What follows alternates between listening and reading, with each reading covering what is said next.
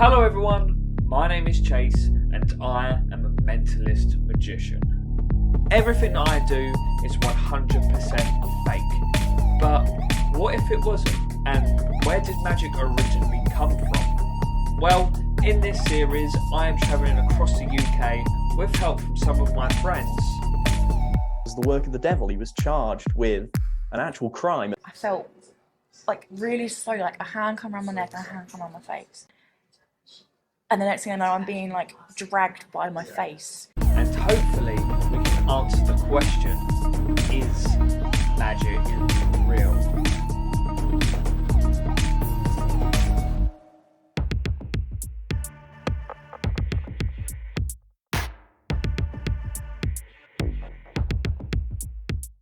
Hello everyone and welcome back to another episode of Is Magic Real?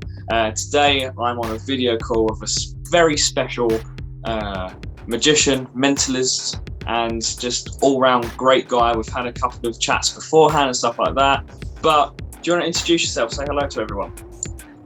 Hi everybody. It is really nice to have the opportunity to be today with Chase, having this open discussion of these so interesting topics. And I'm thankful to Chase for the invitation. And I love magic, mentalism. I've been doing it since I was a little kid for hobby. I'm passionate about it.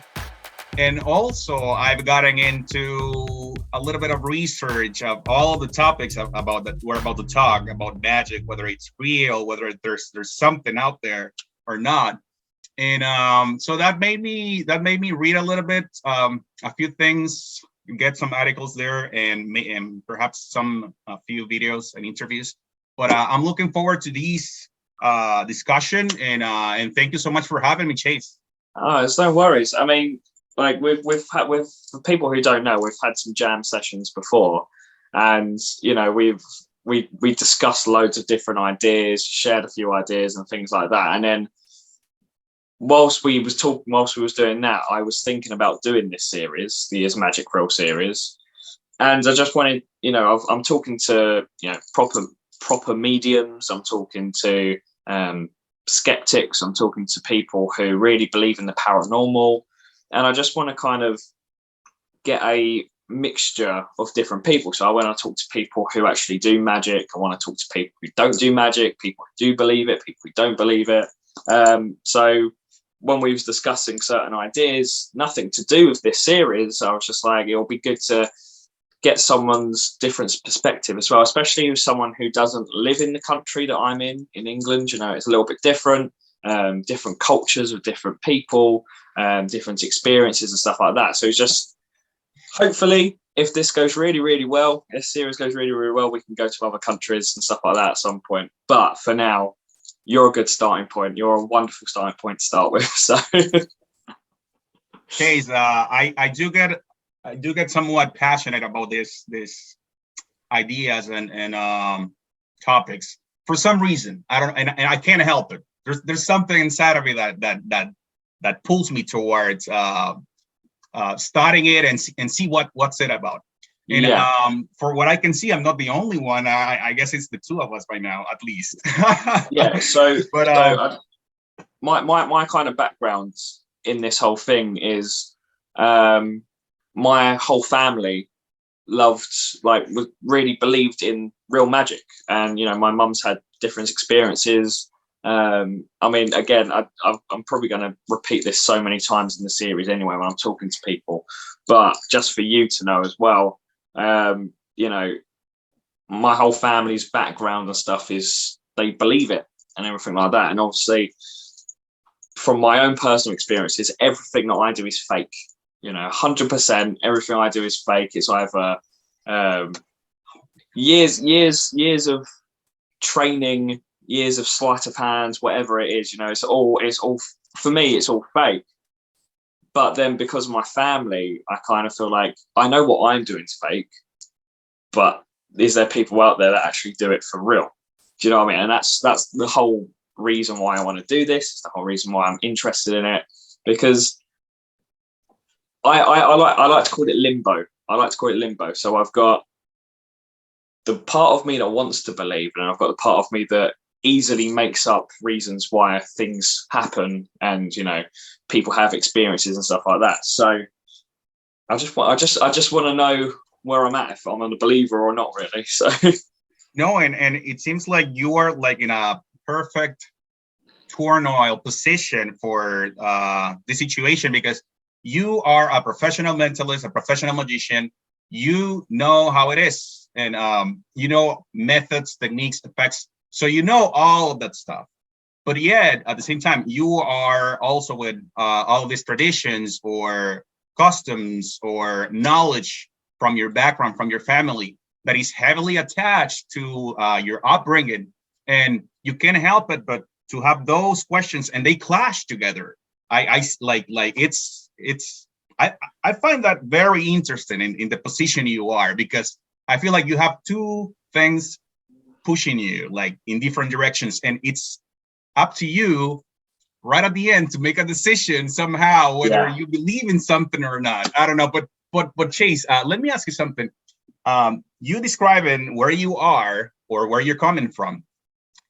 What is your tendency in regards to whether magic is real? Because you have said so far what you do for a living, you have said so far what your family believes, but where do you tend to be more on the side of? So I at the moment, I've got an answer that I believe, and I've only just started this series. You're the second person I've spoken to. I've filmed a couple of episodes as well, so I'm still in the very much new realm of not having an answer yet. So I feel like I'm comfortable to say it at the moment.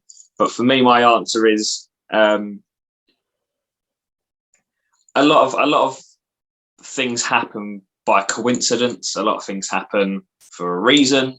And for me, what magic is to me is I've said it in other videos before, but it's the split seconds that people believe that it could be real. So when I'm doing something, like if I'm reading a mind or I'm doing a trick, for me, the magic is the split second in their eyes when they're like, what he just did, is that real? Even though I know what I've done is fake, is that little, even if after 2 seconds, after doing a trick or a performance, then they're like, okay, I know it was fake, but it's that little split second in their eyes when they're like, it could be real. So for me, that's where I'm at right now. So the magic for me is in the audience's hands, and I know what I'm doing is fake, but then I know there's a lot of coincidences out there. So I literally feel like I'm in the middle. I feel like I am in limbo. Like I said, I generally don't know if it's real. I don't know if it's fake. So the last episode of this series is hopefully going to be me setting up a camera just like this and saying magic is real or magic isn't real. Hopefully. And you make me remember this phrase. I forgot which mentalist said it, but he was greatly a skeptic of all of this spiritualism and mysticism, but not in it by itself, but in the people who portrays it. So at the end of his life, he said something like, I don't believe in mediums or readers, or most of them, so something along those lines. But he said, but I do believe deeply in tarot, in the psychic stuff. So if that makes sense, I see like kind of like a related to like politics. Politicians are usually they don't do a good job, let's say, but politics is something good on itself. It's something valid, true, etc., etc. So that caught my attention, that phrase from this mentalist, which used to do what you are doing, for living, working, doing that. And I feel like there should be some element of respect and caution from people when entering these type of topics, because you, even if you don't believe at all, I feel like there's something that we can't see but exists. I mean, let's say air. We don't see the air, but it's real. We know it's there. Yeah. And it has physical properties. We know that. But what about if there is some preternatural or supernatural world that we are not aware to see with our human eyes, but it activates it. There's a dynamic that we don't get to see. And you know, you mentioned something about coincidences.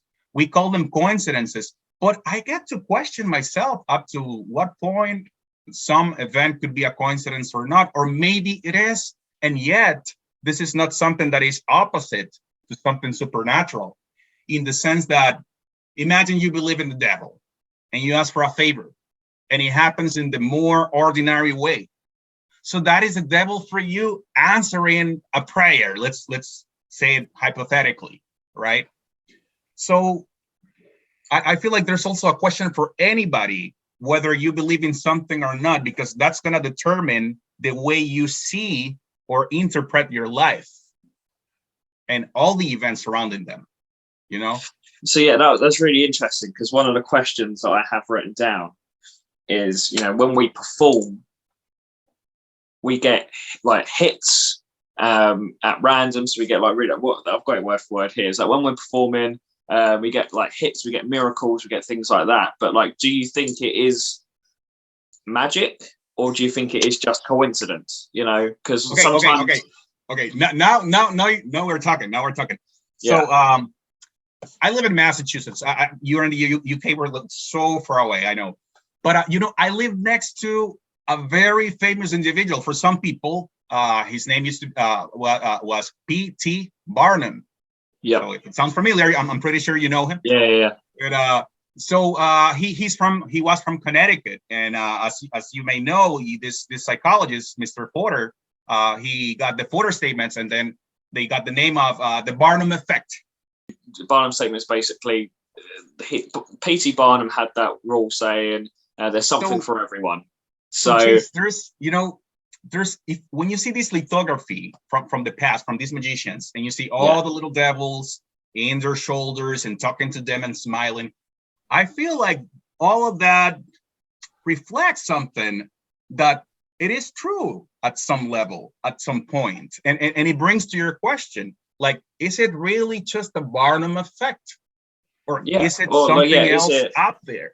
So, pardon me for going a little bit further in this. No. I'm just going to share a real quick example from my life. This happened to me, not to my neighbor. So this was about 10 years ago. True story. And this was a big party from the business that I was working, Christmas party, wherever. And the theme of the party was circus. So everybody was dressed as clowns, and they had magicians, and they had tarot readers. They had a tarot reader, this guy, like, but he looked like professional. Like, don't think like they call like whoever. No. So I get to sit with this guy, and I promise you, I never said a word. And listen, this is coming from a guy who practices magic and mentalism years and years and years ago, as a hobby, as a passion, not professionally as you do. I'm highly skeptical of these things. But the guy comes to me, he does his mumbo jumbo, and then he gets a car or whatever, blah, blah, blah, and he does this reading. And Chase, he says something to me at that moment that there was no, I'm sorry, way. There was no way for him that detail about me at all. It was so personal. It was so of the circumstances. When he gave me this information, I even get goosebumps as we speak right now. I was like, so this happened like this happened like 10 years ago, and man, and I do have to say that I'm coming from a highly religious background. So the next day, I just went to the priest, and I went to confession and explained the whole thing, and he gave me his view and blah, blah, blah.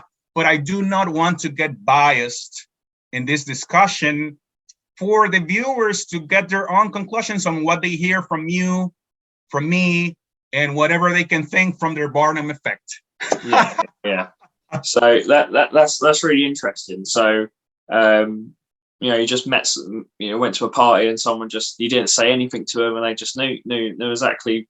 Well, there was just something so personal to you that they never knew. Yep, and up to this day, I'm 34 years old. and I still question what happened. Like I still remember as if it was yesterday. And but I do think that what happened that day, I think it was genuine. I do believe that. And but here's the thing. And I don't have how to prove this, but there's some anecdotic stories that you could find out there. I feel like 99.99% of people who claim to do tarot readings and mediums and seances and whatnot, you name it, I feel like they're fake. Yeah. And I feel like they're doing a disservice, and they're doing something really, really wrong. And it's the way they get money. I'm not talking about you, because you don't lie to people. I know it's not your case. I know you are straight to people, and you got the most honest. You got the most honest job in the world. You tell people you're gonna lie to them, and then you lie to them. I've always said, if magic doesn't work out, and I'm literally living on the streets and I have no money, I would just become a tarot reader, or I'd become medium just to get by. It's like the lowest of the low for me. But what I'm saying is there is this level internally from you. I don't want to call it moral level, but of not deceiving people into doing something that you really claiming something that you're really not doing. Like we know many magicians and mentalists did in the past. And they got a lot of money out of it. Whether it was good or not, that's up to whatever. But yeah, that I feel like this raises a lot of questions. But I was talking about the 0.01%. That's the one we're talking today. That's the one we're concentrating our discussion, our topic in this meeting, I believe. And up to this day, what happened to me, what I just told you, I do think that was part of the 0.01, because it was really, really heavy.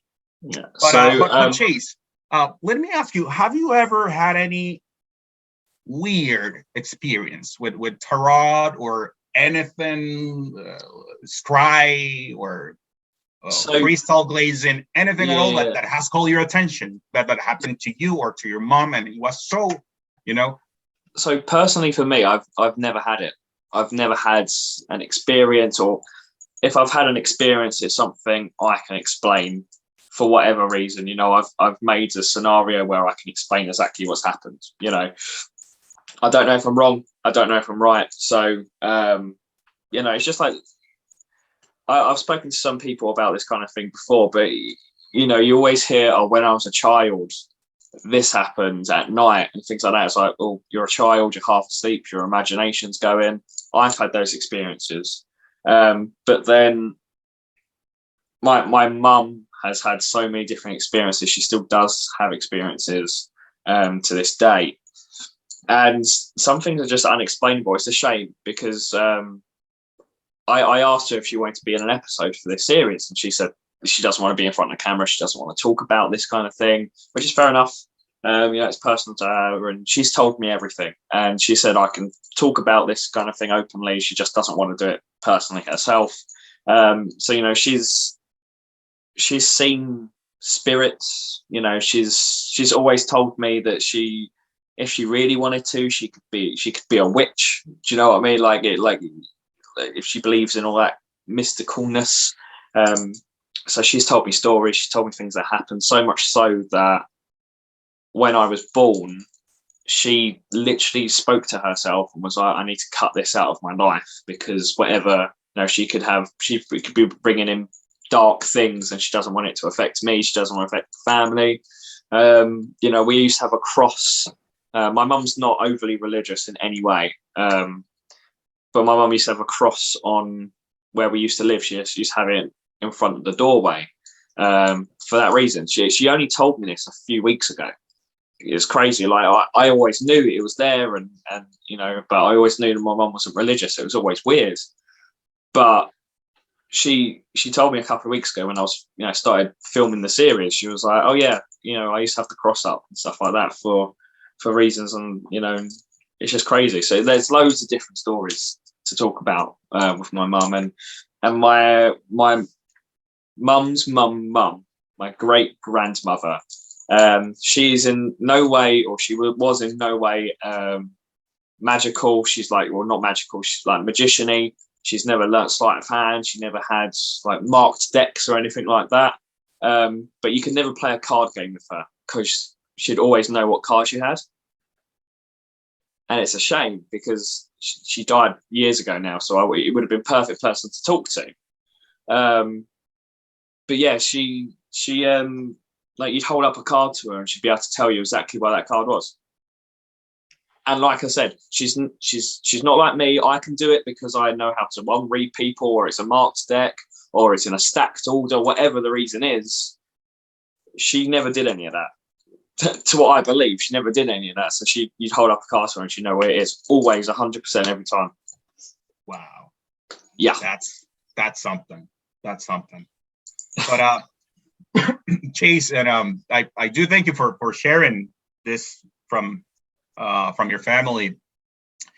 But let me ask you this: where's your stance on the idea or the principle of duality? So, in what way? In what way? In the way of, do you think it is true or not that there is always an antiverse, a reaction, an opposite to something in human nature or the spiritual world, if there was ever? So, again, I'm a firm believer in just live your life like it's like live every day like it's your last. So make the most out of every day, because you don't know if you're going to leave the house one day and a car's just going to smack and you're going to die. So my own beliefs, I like to go out and just enjoy my life. You know, I don't, if I'm going to do something wrong, I'll do something wrong. I'll deal with the repercussions afterwards, you know. But in words of like karma and things like that, you know, I jokingly say that like karma's going to get people and things like that. I again don't personally believe in karma or anything like that in that kind of way. But I just feel like, me personally, I like to do what's best for everyone. And it's probably why, like you said earlier, with magic, it's the most honest profession. I'm straight up telling people I'm going to deceive you, and then I do, you know. So, you know, maybe in the back of my mind, I'm like, oh yeah, I'm doing magic because I like to lie to people, but I'm also enjoying it, you know, but I'm going to tell you. So, you know, it's off my conscience. I'm fine. So, I see. That's so interesting. And you know, on a psychological level, that's probably why.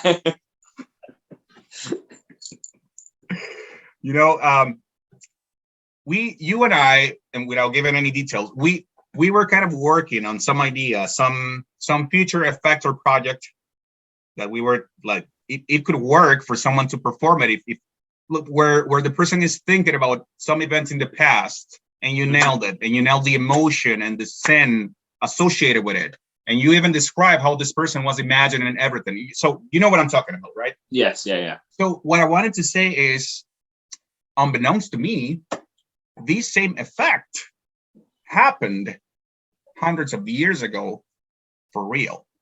All right, let's open this door a little bit.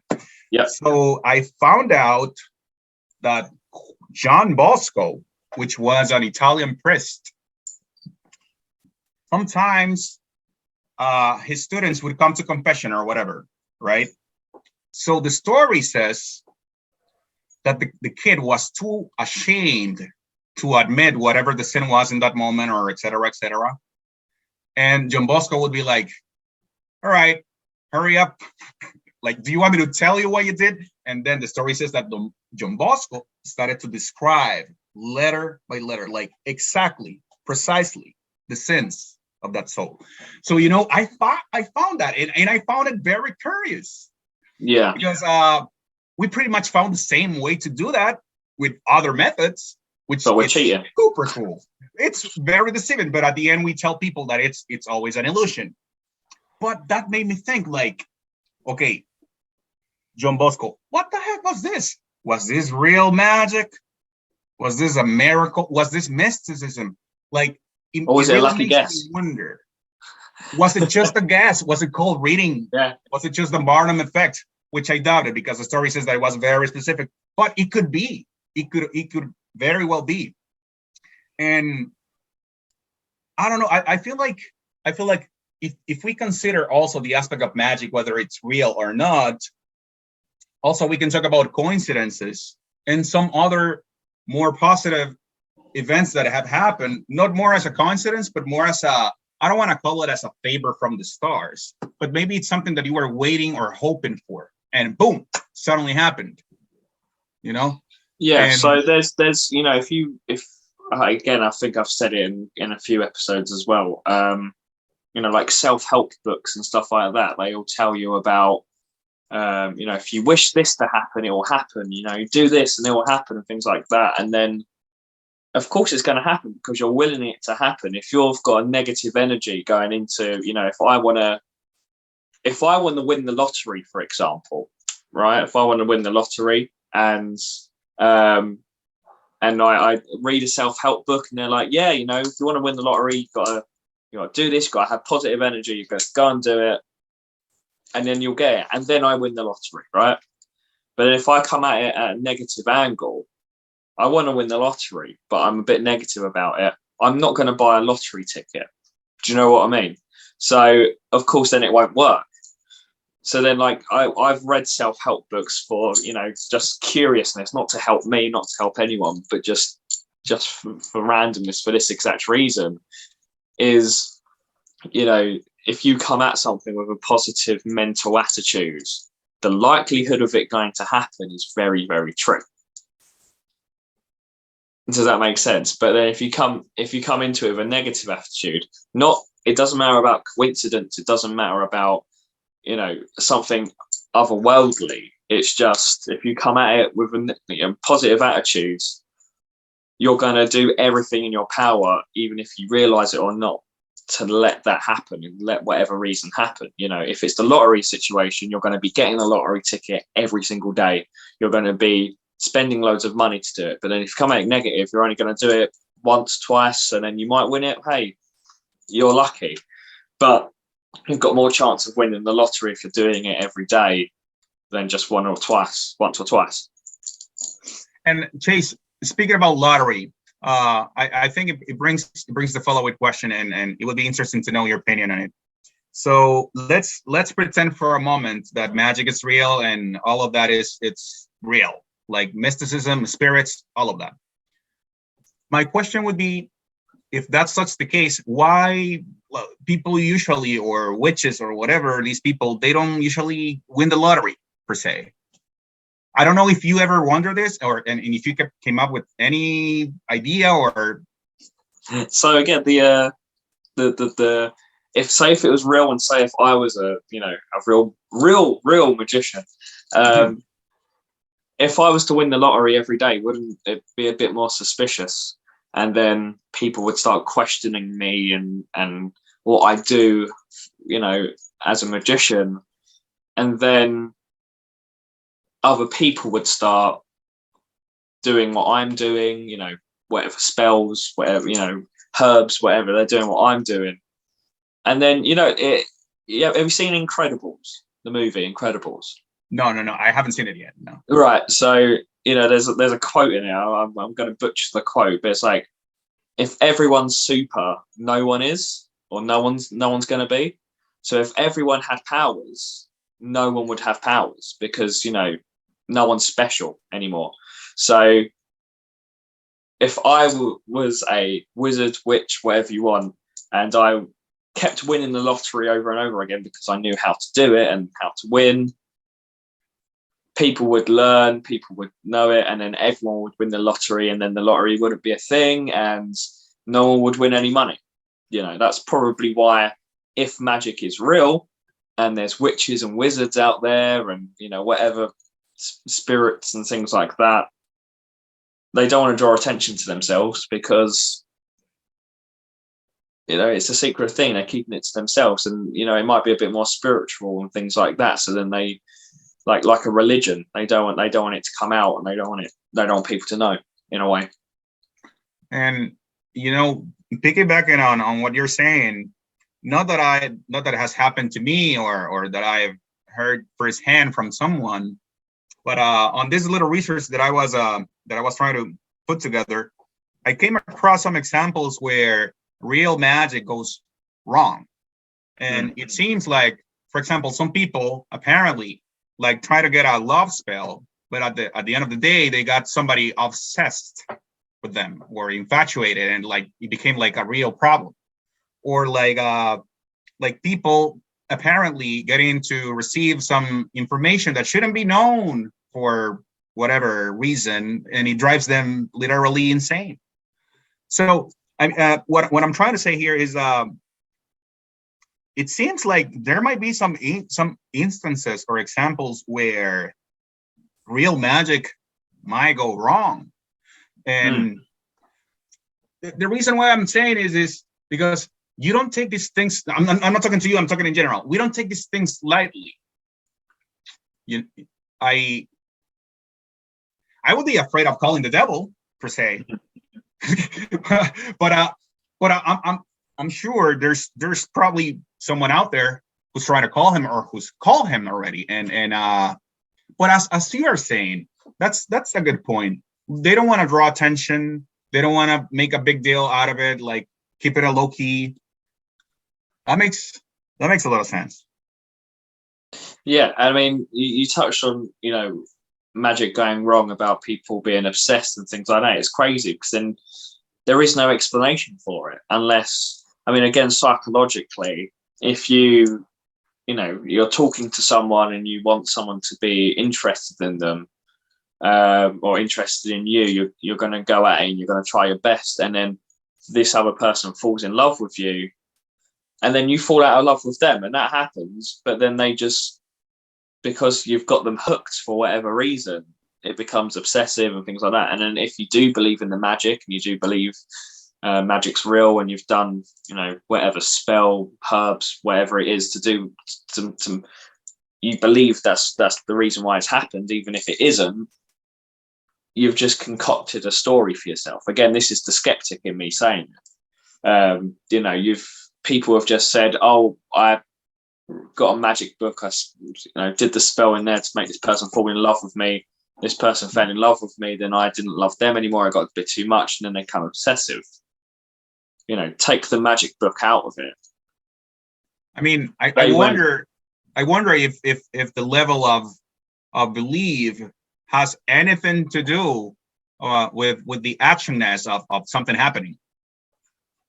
You know what I mean? Yeah. But asking the question in the real sense of whether mysticism or something like that, it's real or not. Because I hear you. I hear the skepticism and that you're pointing. It's bad. You see, I want to believe it. True. I want to believe it. I just. Right. It's difficult. Like you said, it's the conflict. It's I want to believe it, and I started out that bit of that conversation saying there is no explanation for it, but then logically I figured out an explanation for it. So it's so interesting. It's so interesting.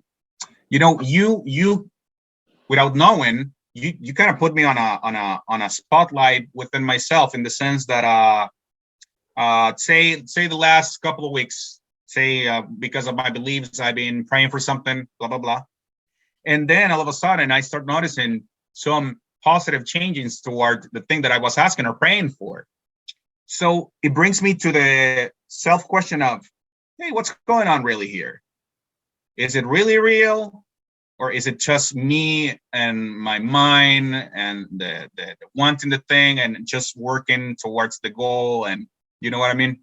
Yeah. So it makes a lot of sense. It makes a lot of sense. It's a tough question. I don't want this conversation. I don't want this series to stop people believing their beliefs or anything like that. I don't want it to be that at all. We all have our different beliefs. We all believe what we want to believe for whatever reason, if it's upbringing or something that just makes you feel better inside. and I don't want that to stop. I don't want people go like, oh no, I've made a series where I proved you wrong, you're wrong, what you believe's wrong, you know. But I don't want to do that, you know. By all means, little disclaimer from me. I'm not claiming at all that I have information that it's the truth or anything absolute. I'm just sharing my experience, my that's ideas. That's what I mean. I don't want you, because you said you've got a religious background and things like that. I don't want I'm making you question: is it because you're praying for it, or is it because you're proactively going towards your goals and things like that? So it's just interesting, really. No, it's really interesting, and not that we're making the conversation about ourselves, but in the sense of analyzing the questions that arouses these type of ideas that we're discussing. No, it's pretty interesting. It's pretty interesting. It's spooky. It's scary stuff. Saying now that you mentioned something spooky, have you heard anything, or do you have any stance about demonic possessions or anything like that? So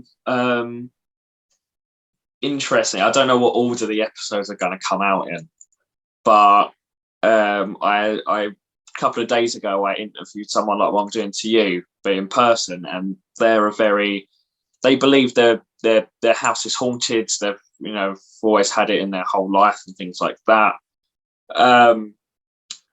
And the day before we did the interview and the questions, she had another paranormal activity, and we both decided it's probably because she was excited for the interview. We enjoy it, we was talking about it, we was discussing the interview, setting up dates. She was excited for it, so she was willing for something to happen. Whatever that was in her mind, that she was willing for something to happen, and then something coincidentally happened, and then she was like, oh my god, it's the reason, it's the paranormal, it's the demon, whatever it is.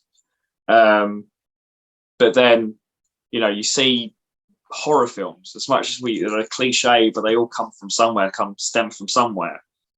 When you're actively going out of your way to touch into the spiritual, into the demons, and doing Ouija boards, something's going to come out of it, something's going to happen. So could it have been that, for whatever reason? And then we jokingly said in the interview as well, we jokingly said, oh, if anything happens when you go home tonight, send me a video, like video it, whatever it is. Lo and behold, she sent me a video as soon as she got home. Became the end of the night, she sent me a video of something that happened. I won't spoil it, wait for the episode to come out, but something happened, and she sent a video, and you can see something as well. It's crazy. I personally have never had anything like it, but I've known people and spoken to people who've had it and stuff like that. Have you had any experiences? Not personally, but as part of the research that I was doing, I did find some information that I don't really know whether to believe it or not, but this guy was talking about transpositions, for example. Mm-hmm. Transpositions, like one object being here and then being there. Yes. So this guy was saying that this is extremely rare, but it has happened. And so he was mentioning this phenomenon that magicians apparently do, but it's fake. But supposedly by demonic instances. But I've never seen anything personally like or experienced or heard. But I'm looking forward to that episode and see what's going on that spooky video. See, I planned like what my episodes are and the order it's going to come out in. But I've only filmed 3 episodes, and I'm already questioning maybe I need to change the order of it because it's just going to make more sense. But because I thought. By the way, sorry if you can hear any background. There's a massive storm going on right now. And there's so much rain hitting where I am at the moment, and I don't know if it's going to pick up on the video or anyway. But I'm questioning what order to put it in, because it's like it could be very interesting in a certain different order. So I feel like I'm going to have to film everything and then decide on the order it's going to be in and stuff like that, depending on how interesting a conversation is or logistically where it fits in and things like that. So if this episode comes out before it, that's a nice little tease for what I've just spoken about for that episode. But then if that episode comes out before it, the people watching right now will know exactly what we're talking about. So yeah, no, that's cool. That's neat. Talking about the theme of demons and this ideas. There's a movie, by the way, I don't know if you saw it, The Right, with Anthony Hopkins. yes, And, yeah. I don't know if you remember, I but love these guys. films. It's one of my biggest passions. So, and I love horror films. So if you don't want to have it spoiled, please just pause it right now. I'm just going to spoil out a little bit. But as we know, the guy has serious doubts of good and evil. He doesn't even believe that there's evil in the world. So he enters the seminar, yada yada. He becomes a priest, and then he becomes an exorcist, and then he starts experiencing all of these things. And I find very interesting his argument of duality. That's why I was asking you this question at the beginning, because at some point in the movie he brings this idea, and he says, "All right, I see you, devil. I see what's going on. I see you're real. I can hear you and see whatever is happening. Thus, there is a counterpart that I also logically I would need to believe if I believe in you." And I thought it was a strong argument. And I don't know. Do you feel like there's more evil or good in the world, Chase? That's a toughie. I know. I'm sorry to put you on the spot. No. Especially in the world that we're living in right now, there's so much conflict, but I feel like when you put everything on the scale, you put everything on the scale. You put people working daily and single mothers, and you put the devil and whatever you call it. Yeah. Who wins right now? I feel like if there was more evil in the world, we would. Don't get me wrong, the world isn't a great place right now, but I feel like if there was more evil in the world would be a lot worse than what it already is. Does that make sense? So I want to believe that there's more good in the world, because at the end of the day, again, psychologically and things like that, we are conditioned to grow up being good, and then there's just some people who are wired differently, and then that breeds onto your children and things like that, because they pick up things. But majority of people are conditioned to bring up their children to be good. So like I said, some people are wired differently, but I do feel like I feel like there's more good in the world, because although we're not, the world and where the current situations we're in right now is perfect, it would be a lot worse if there was more evil in the world. What do you think? Do you think there's more evil or more good? I agree with you, but my opinion it's different in the sense that I think this is a dynamic, a moral dynamic that is happening, and I feel like right now there's more good than evil. Yes. Yeah.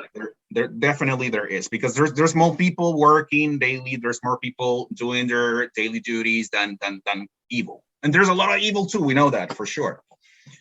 But if we see nature, or if we see anything like, for instance, let's take a super dark room. If you light a match, just that little match, you know how it illuminates a whole area around. So right there in that little example, I feel like it's kind of like nature or elements trying to tell us, hey, at the very end, light is more powerful than dark. I tend to think this way, which aligns with what you just said, and Chase, let me just ask you, let me just get down to the point. Imagine Elon Musk. Elon Yeah. Musk, this multimillionaire guy, and he comes to you and says, Chase, I have this deal for you, this job. I'm gonna pay you this amount, super huge salary. Oh my gosh, incredible. But there's Sign me other, up. but there's this other little guy who just got kicked out of Twitter or Elon Musk companies, Yeah. or in the worst terms, and he's funding his own company. Now let me ask you, would you rather work for Elon Musk or for these little John Doe? I think the answer is obvious. What would you work for Elon Musk? I mean, you can put Elon Musk. You can name whoever you admire the most or you would love to work with. You name it. Because then I think the answer is obvious. Don't know the reason why this other person's been kicked out. You know, was he not doing his job correctly? Is it just no, Mr. Chase? Now we're talking. Okay. You know, is there a reason? Was he not doing it correctly? And did he just not get on with Elon Musk? You know, he's a powerful man. You know, he can decide what happens in his own company. You know, I've outside of Magic, I've got another job and I run a team. And if the certain member of the team isn't pulling their weight around, I'll be the first person to be like, you've got to sort your stuff out, otherwise you're out. You know, but yeah, I feel like. Yeah, I would take the opportunity because you don't know where it's going to lead, and who knows, in 5 months' time after working there, I could be that person being kicked out. So, you know, everyone needs to catch a break. Yeah, there's a saying, you know, sliding doors. So you need to take every opportunity you can, and you know, I've got my own shows called Show and Tell. And there's been a couple of bumps in the way where I've been performing and haven't been performing and things like that. You know, it's not been perfect. It's not been plain sailing. But I was really worried about performing at this place. I was really worried about performing for the first time. But you got to take every opportunity you can. And if you fall flat on your face, you fall flat on your face.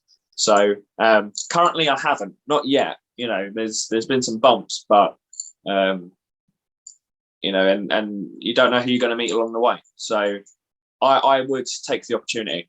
Yes. Would you take the opportunity? Oh, 100% without thinking. I would go like Elon Musk, Steve Jobs, whoever, like Bill Gates, let's go.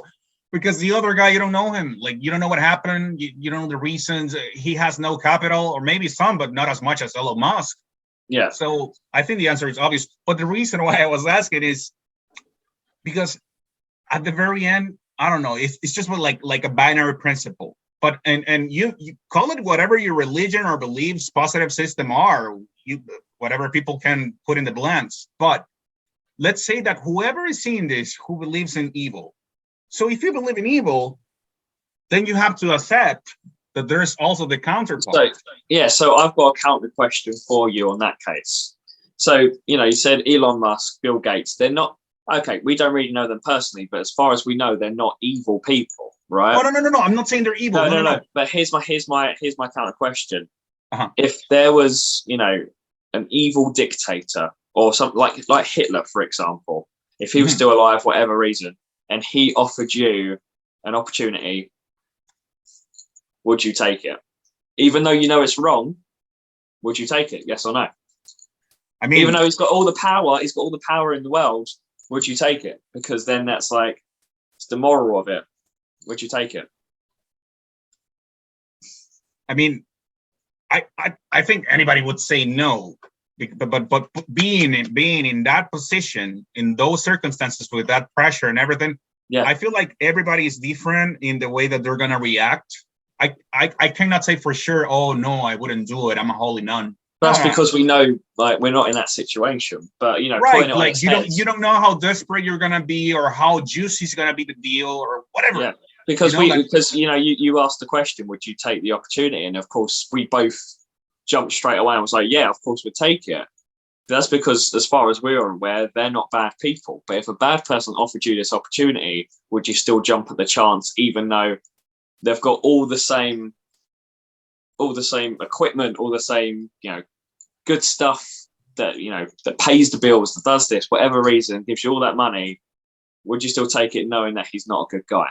Exactly. Exactly. And I agree with you in the origin of the person, of the moral character of the entity that we're discussing. But in the same question, Chase, it's in other words, it's kind of like this for anyone, not for you or for me, but for anyone. It's like it's kind of basic. It kind of jumps by logic. It's like, would you rather believe in stars or whoever made the stars? If that makes sense. Yeah. So when it comes to star signs and things like that, I fully don't believe them. Like there's nothing people can say, because I've had so many conversations with people. There's nothing people can say that makes me believe them, because growing up, I used to believe them. I genuinely did. I used to get the magazines, and right at the back of the magazines, it tell you, what your star sign is. Read this thing, and it will tell you whatever happens this week, or so. And then as I grew up, as I learned about Barnum statements and things like that, I just realized that everything they were saying was just Barnum statements. Because then I started reading ones that are from other star signs. So I'm an Aquarius, but then I start reading like Sagittarius. I start reading, Aries and things like that. And I'd be like, no, that also affects me. Their ones also affect me. And that's when I realized it's not real. And I use star signs in my performances all the time. I've got a thing where I can get someone's star sign properly. So I get their star sign, and then I just Barnum statements, cold read them, saying, "Oh yes, because I know it's your star sign," or whatever reason. You basically destroyed one's soul. You just live it naked, pretty much. But then my the way they're like, I'm throwing away the answer of how I'm doing it, because then their logical answer is because, he knew what my star sign was. He managed to read my star sign, and then he told me things about me because he knew what my star sign was. When in reality, all I've done is just, I'm not going to applying techniques. You've been just applying everything. I've managed to figure out what your star sign is, and then I've just said basic things to you that have affected you, but that's the crux of it and things like that. So when it comes to star signs, because I use them all the time and I grew up believing them, there's nothing people can say that makes me believe in star signs at all now. and I feel like you've told me before this, because I already asked you, but I feel like it's fair for the viewers. Why do you do mentalism, Chase? Not magic, but mentalism. So really interesting. I wanted to be an actor, and I've done acting before, and I still want to be an actor in a way.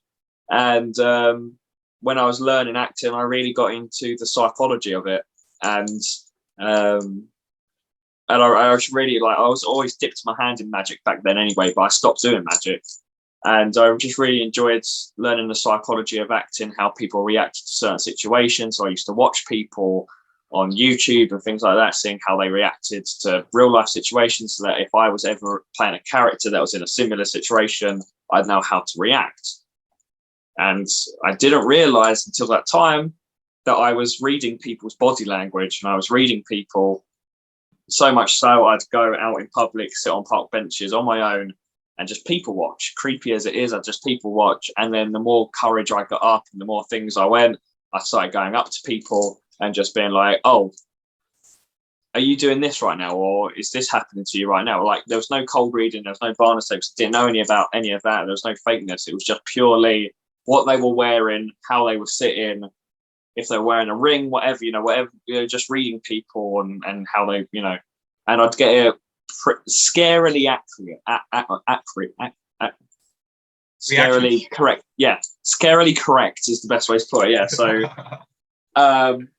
crazy as it is, and then because I had dipped my hand into magic, I started to learn a bit more about magic and mentalism, and then I found out you can do a lot more things in mentalism by faking it. Don't get me wrong, knowing how to read people's body language and psychology helps a lot, but then it's also a really good out as well, because then I can just be like, realistically, like people who've watched my channel anyway, peaks exist. You can get peaks with mentalism. So I've just peaked something, but then my out is just like, oh no, I just read your body language to get the answer. That's my out. So yeah, maybe I might use a little bit of psychology and body language to get the answer, but realistically, that's not the method at all. So that's how I got into mentalism. That's the reason why I love mentalism. And I used to, it's cliche as well, but you know, I used to love Sherlock Holmes growing up. You know, there's the American TV show Mentalist as well with Patrick Jane. Bruh, I grew up watching that show, and I was like, really good. Really is good. what he's doing possible? And then I realized, yeah, it's possible. So, you know, obviously he's got the persona and the charisma. And he's an actor. Yeah. Obviously, it's all fake anyway. 'Cause it's a TV show. But it got me thinking. There's people out there literally doing what he's doing in real life, and you know, the reason why I love the Mentalist so much is because a lot of the times it shows you how he does it, you know, and obviously it's times by 10, but it's you know, I grew up being like, oh, it is actually possible to do it. So and then I started rewatching it and things like that, and I really enjoyed it, you know. And that's really interesting. And this ties together in something about the spiritualism, a topic that we're talking. And I found it. I don't know if it is true though. I'm just gonna throw it out there. But it apparently, like spirits or demons, if there are any, they cannot know what you're thinking. Yeah. Who knows if it is true? Who knows if there are any? But what I was gonna say is, what you're doing, Chase, it's way more interesting than having a natural power of reading minds. If you think about it. Yeah. If you have the power, you just have the power. It was given for free. You have it. You use it.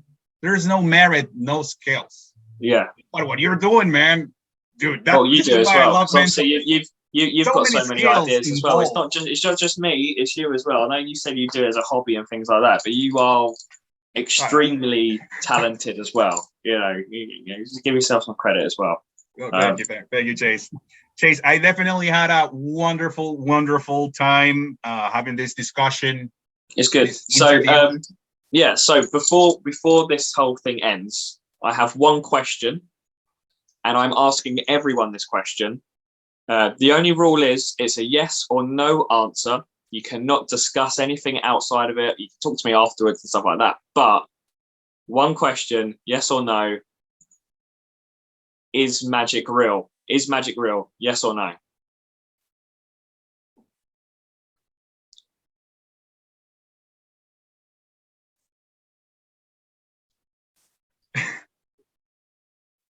It could be real. Yeah. So yes or no? Yes or no? Yes, but I need to say something more. No, you went with yes. You went with yes. Done. Sorted. Boom. That's it. All right, that's all right. That was a little unfair. No, that's cool. That's cool. No. I'm asking everyone, because at the end of the series, I'm going to tally up. I'm going to ask everyone this question. I'm going to tally up, and then like, do more people say yes? Do more people say no? And then hopefully that'll give me a little inclination to see if it's real or not. So just getting people to say, you said yes. That's it. I just want to leave the viewers, for anyone who was watching, with the following idea.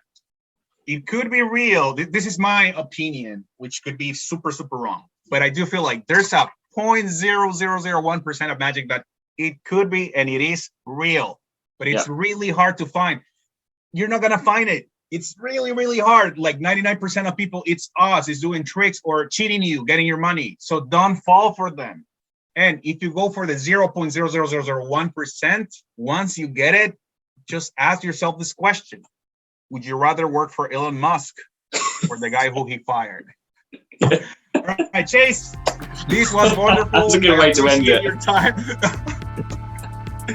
Thank you so much. And I hope this is not the last time that we can connect, and hopefully just maybe discuss some other techniques, some other mentalism effects. Oh, yeah. I'm eager to see more. Yeah, I got some other stuff that I want to show you and get some insight. Yeah, we do a little collaboration at some point as well. Because like I said, as much as you've spoken about me and stuff like that, you are very talented at what you do, and the ideas that you've got. Okay, you're just a hobbyist, but you know, the ideas that we've discussed before in previous video calls and things like that, you're you're very talented in the mind. You know, you come up with a lot of Thank you. different ideas and You stuff. flatter So me too much, Chase. You flatter me too much. you've done it to me this whole time, so it's only right I'll give it to you. All right, Chase, a pleasure, and I hope you do well, and I hope to see you soon. Thank you guys for watching as well. Enjoy the rest of the episodes as they come out, whenever this comes out. So thanks so much for watching. I'll see you in the next episode. Peace. Bye.